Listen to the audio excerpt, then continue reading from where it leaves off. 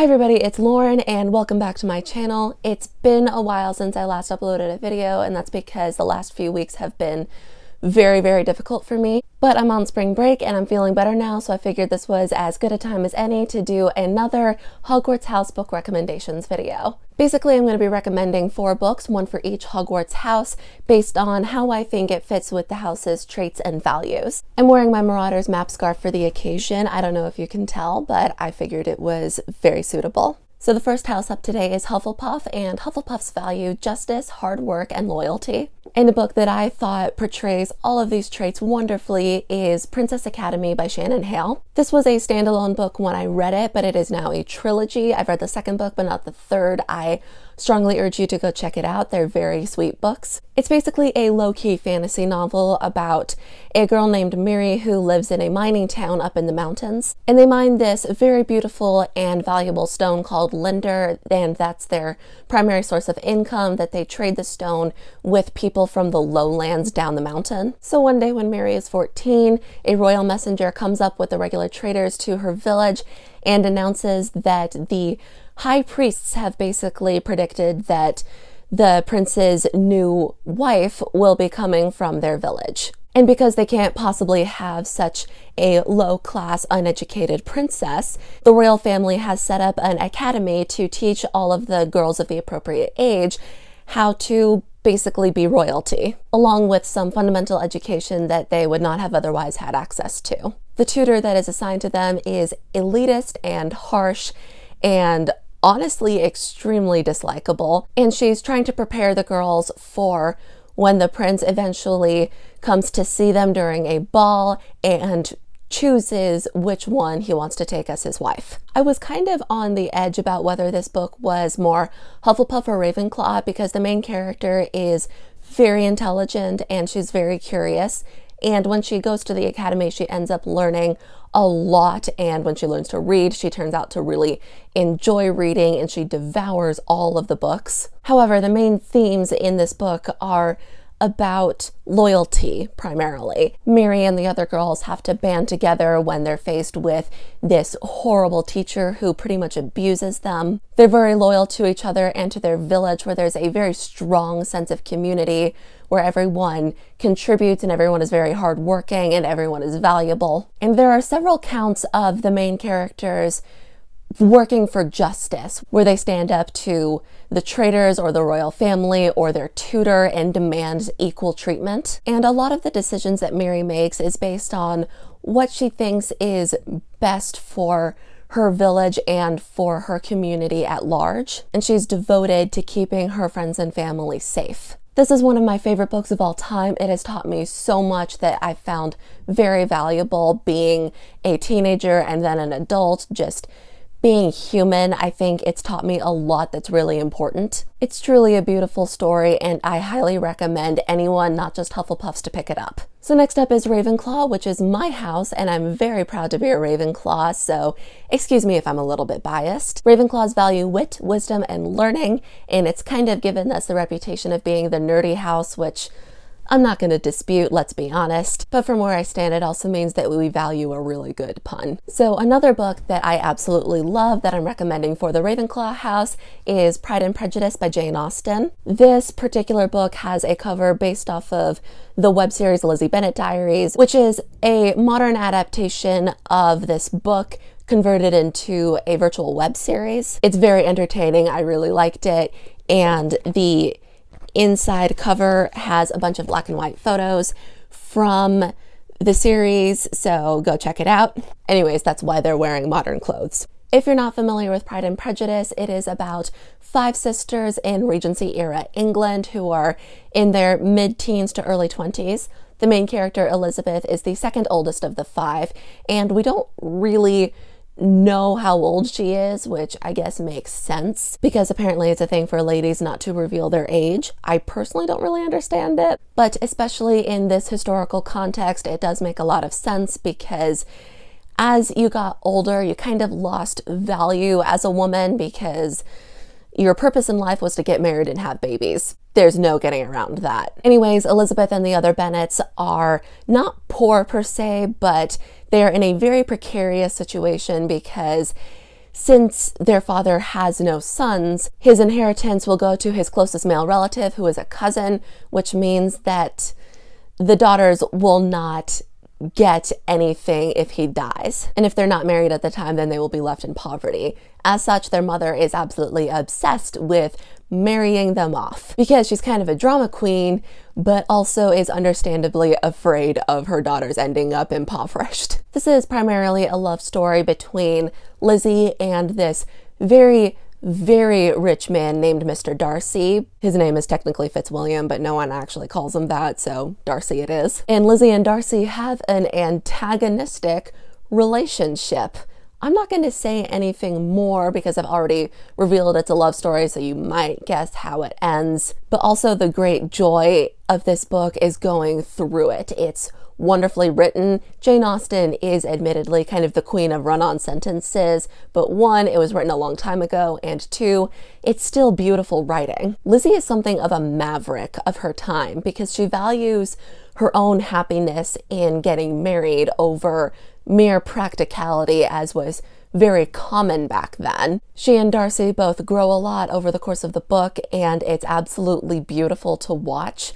It's so human and to this day very relatable. Now, as for how it is a Ravenclaw book, this focuses a little less on the curiosity, learning, geeky part of Ravenclaw and more on the valuing wisdom part of Ravenclaw. Like I said, character development is vitally important for this story. The book is called Pride and Prejudice because those are kind of the fatal flaws for Lizzie and Darcy, both their pride in their own identities and their prejudice against other people, and therefore their tendency to be very judgmental, get them into a lot of trouble and are the bases of at least half of the conflict in the book. As they grow and they learn from each other and they learn from the people around them and from their mistakes, they become wiser adults. They understand themselves better and the way the world works and the people around them, and they learn to be less judgmental, which does kind of veer into Hufflepuff a little bit,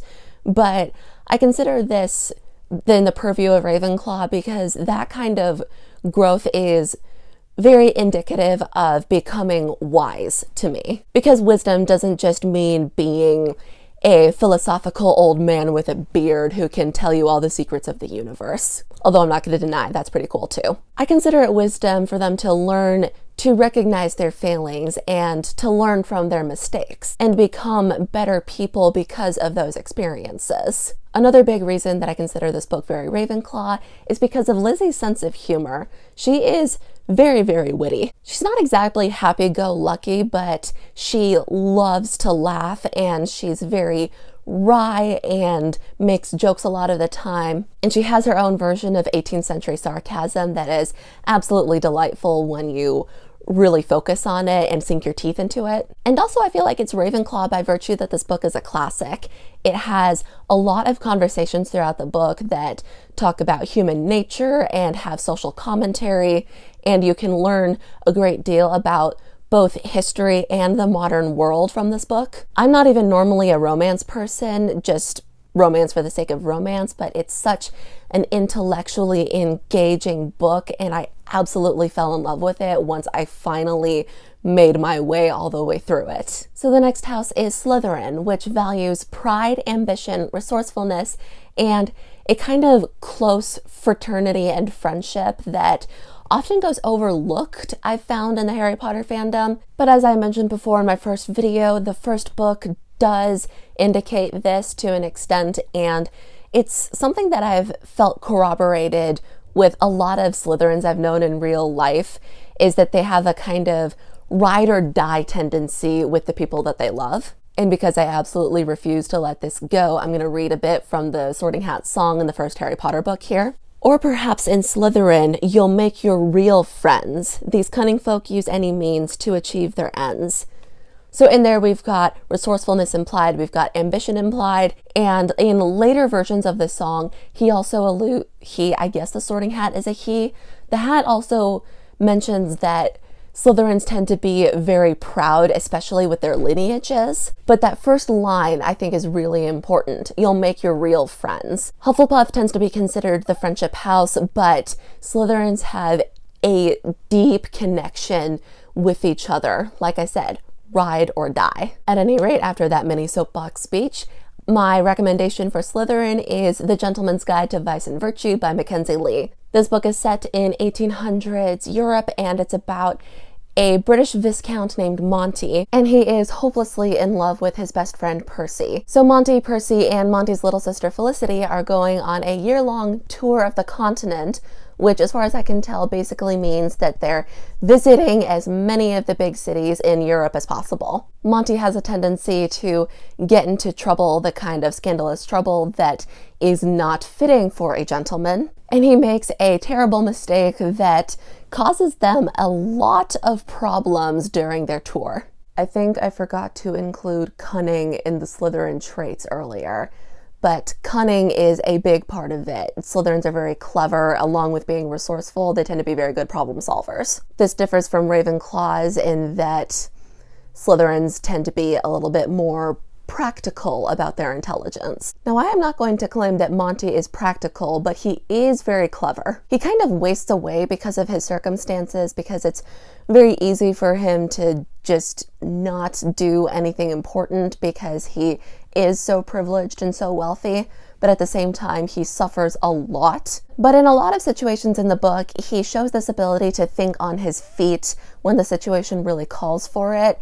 And when he sets his mind to things, he can problem solve very effectively and comes up with creative solutions to problems. When he finds himself a goal, he is dedicated to achieving that goal. And God help the people who try to get in his way. Not to say that he doesn't get discouraged, but he is kind of self-destructive, so you don't really want to be close to him when he fails. As you can probably expect from a gentleman, he is also very proud of his lineage and his title and his position in life, even though it has caused him a great deal of misery, and maybe associating himself so closely is not the best thing for him. Despite his shameful behavior, he still has a lot of very deep pride that he clings to sometimes, especially when he's in a depressive spiral. By the way, this book has one of the best portrayals of mental illness that I have ever seen.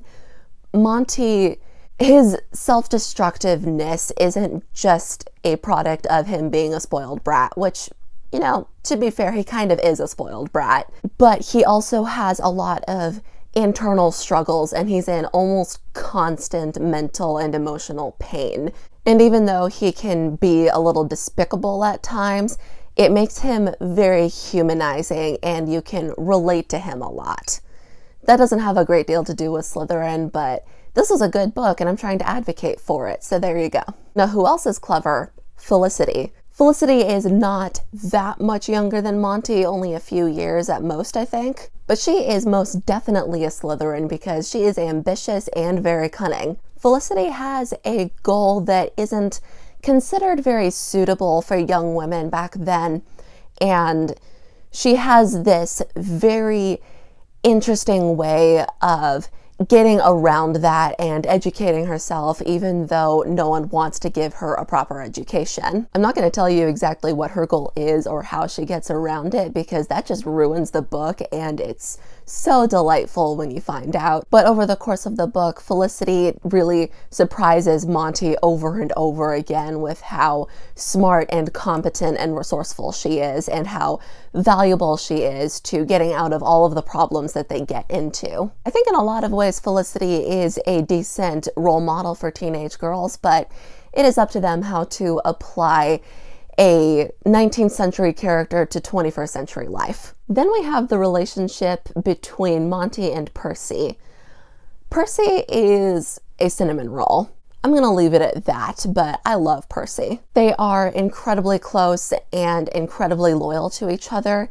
They absolutely go to bat when the other is in trouble somehow, even when they're fighting. No matter how much pain they cause each other, or how much they go through, or the mistakes that they make, Percy and Monty are always there for each other. They are the ride or die friends. A couple of closing thoughts on this book is that It's beautiful, and I can't believe it took me so long to read it. I can't wait to get my hands on the sequel, which is apparently mostly about Felicity, while this one was mostly about Monty, so I'm even more psyched because of that. Mackenzie Lee has a way of writing. She has a diction that is just so vivid and so entertaining, and I know I've used this word a lot already in this video, but delightful. If you're able to, go read it. So last but certainly not least is my recommendation for Gryffindor. Gryffindors are brave and chivalrous and daring. So I imagine that this may be surprising and may not be surprising depending on where you stand, but my Gryffindor recommendation for the day is Fangirl by Rainbow Rowell. I've already talked about this book a few times on my channel. I did a full book review on it, and I think it's one of the most important YA pieces of fiction I've ever gotten my hands on. It's not exactly that I fell in love with it, because that has a certain degree of sentimentality that I don't have for it exactly. But I think that it is brilliant and insightful and has some really important representation for fangirls and introverted girls and female friendship. Fangirl is about a college freshman named Kath who writes a lot of fan fiction and has some very serious social anxiety. It's never explicitly stated, but I am comfortable saying that she has clinical anxiety disorder. She's also deeply introverted and kind of geeky, and her roommate is the opposite. But I'm getting on a tangent, so here's how it's a Gryffindor book. So the whole point of this book is bravery. It's about Kath growing and learning to step out of her comfort zone and practicing how to face down the challenges of everyday life and beginning adulthood. She learns how to take risks and do things that make her uncomfortable, but she has to because the rewards way outweigh the risks. And even sometimes doing something when she's not sure that the rewards are going to be worth it. Fangirl exemplifies a kind of quiet bravery that a lot of us have to have just facing the real world in everyday life, but often goes unnoticed and uncelebrated. Kath's character growth comes out a lot in the way that her relationships with people change, with her dad, with her twin sister, with her roommate. By the way, I love her roommate. I think that her roommate Reagan is also a Gryffindor. She's already pretty brave and strong, but she's also very committed to living life to its absolute fullest. And when she finds out how much Kath is struggling, she helps her, which in a way is chivalrous. I know that chivalry tends to have a connotation of man helping woman, but really at its core, it's about giving someone a helping hand when they need it. And out of that grows a wonderful relationship between Kath and Reagan that I absolutely live for. I hope that's not really a spoiler. Is commenting on character growth a spoiler?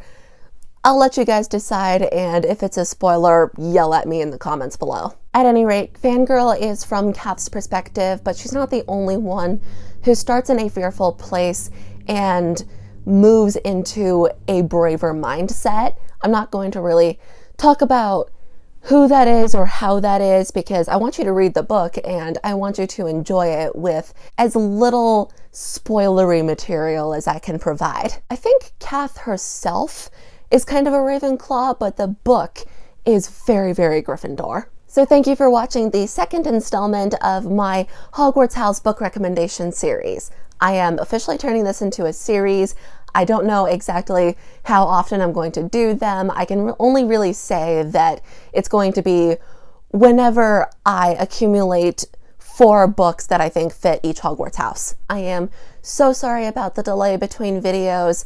I can't really promise that it won't happen again, but I'll definitely try to keep these videos being made on schedule. I say schedule, I just mean approximately once a week. Thank you so much for watching. I really enjoyed making this video. So if you disagree with any of the ways I sorted or interpreted these books, please leave them in the comments below. I'd love to hear your opinions. If you'd like to follow me on any of my social media, I've got all the links in the description box. And if you liked this video, please consider giving it a thumbs up. And if you really liked this video and would like to see more from my channel, hit that subscribe button and I will see you next time.